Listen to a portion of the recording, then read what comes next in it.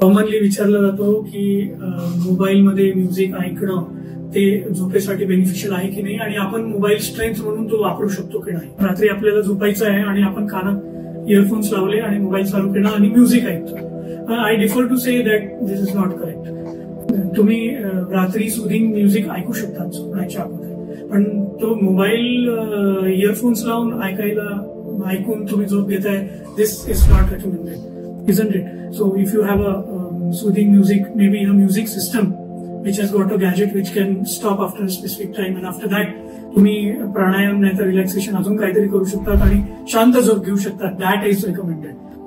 तर हे जे रिसेंट स्टडी आहे की डान्सिंग और music followed by pranayama is going to definitely help you to sleep well and get rid of your so many other diseases. It definitely recommended. Thank you.